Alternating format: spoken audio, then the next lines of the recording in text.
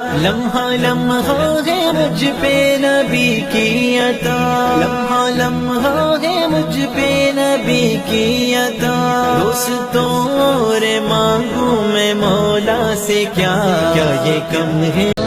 أن تدخلوا الجنة ولما يأتكم مثل الذين خلوا من قبلكم مستهم البأساء والضراء وزلزلوا حتى يقول الرسول والذين آمنوا متى نصر الله وإذ زاغت الأبصار وبلغت القلوب الحناجر وتظنون بالله الظنون هنالك ابتلي المؤمنون وزلزلوا زلزالا شديدا الف لام میم احسب الناس ان يتركوا ان يقولوا آمنا وهم لا يفتنون ولتبلغن في اموالكم وانفسكم ولتسمعن من الذين اوتوا الكتاب من قبلكم والذين اشركوا اذى كثيرا وان تصبروا وتتقوا فان ذلك من عزم الامور ولنبلونكم بشيء من الخوف والجوع ونقص من الاموال والانفس والثمرات وبشر الصابرين ليبلوكم ايكم احسن عملا لنبلوهم ايهم احسن عملا۔ یہ سب میرے رب کا بنایا ہوا نظام ہے امتحان کا،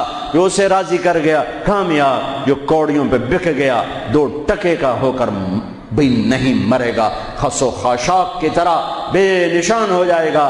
بھائیو، پاک مہینہ، عظیم الشان قربانی، او ہم عہد کریں، نیا سال شروع ہو رہا ہے، اللہ کی بارگاہ میں توبہ کر کہ جتنے کبیرہ گناہ تھے یا اللہ آج توبہ، آج میری توبہ، اور آج میں تیرا بن کے چلوں گا، تیرا ہمیں کربلاؤں سے بچا، ہم اس قابل نہیں ہیں۔ ہاں ایک اور واقعہ سنا دوں، شاید بہت سے لوگ نہیں جانتے ہوں گے، بلکہ اکثر۔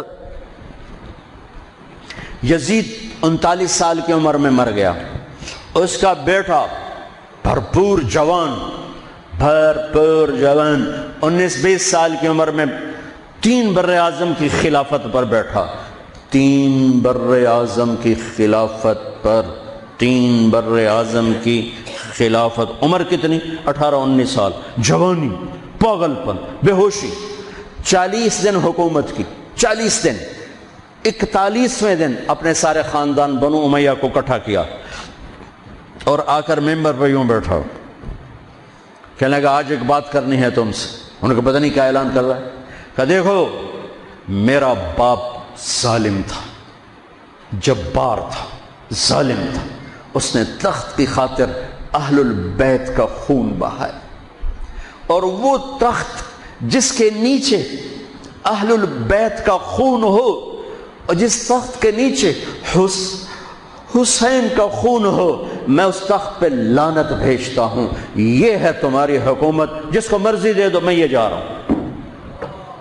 3 براعظم کی باپ کی حکومت کو لات مار دی کہ اس کے نیچے حسین کا خون ہے، مجھے نہیں چاہیے۔ پھر گھر سے جنازہ اٹھا ہے، خود نہیں نکلا، 3 براعظم یزید کے بیٹے نے چھوڑ کر امر ہو گیا، میرا تاجر 3 روپے پہ جھوٹ بولتا ہے،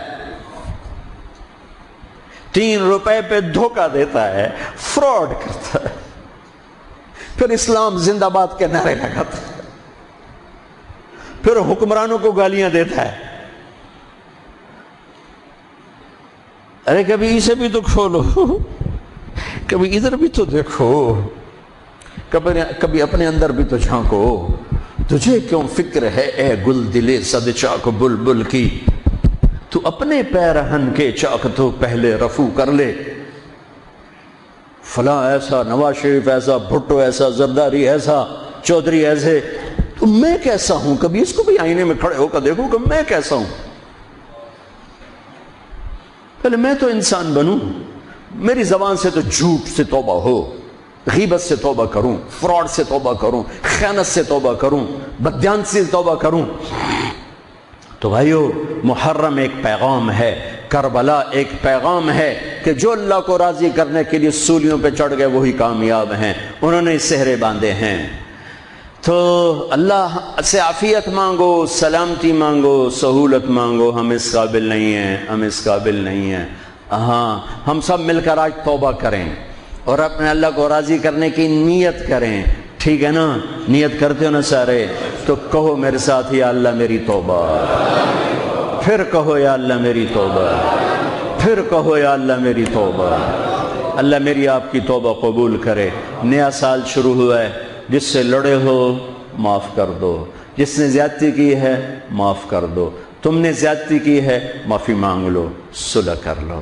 گھر میں لڑائی ہے، بیوی سے ہے، بھائی سے ہے، رشتہ داروں سے ہے، کسی پارٹنر سے ہے، کسی دوست سے ہے، اس پر اللہ پہ ڈال کے معاف کر دو، اللہ پہ ڈال کے معاف کر دو، تو میرا اللہ معاف کرنے والوں کو پسند فرماتا ہے، معاف کرتا ہے۔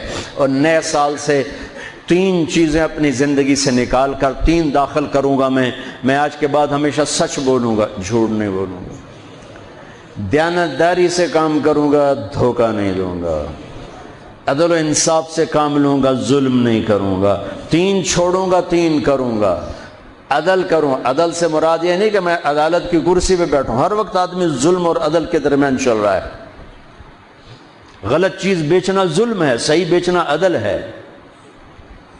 عدل تو یہاں سے شروع ہوتا ہے، نوکری میں صحیح ٹائم دے عدل ہے، ڈنڈی مارے ظلم ہے۔ میں عدل کروں گا، ظلم نہیں کروں گا، میں سچ بولوں گا، جھوٹ نہیں بولوں گا، میں دیانتداری سے زندگی گزاروں گا، کسی کو دھوکہ نہیں دوں گا۔ یہ میری بیس ہے۔ نماز فرض ہے، اب آئندہ میرا سجدہ اگر کربلا میں سجدہ دیا جا سکتا ہے تو فیصل آباد میں کیوں نہیں دیا جا سکتا؟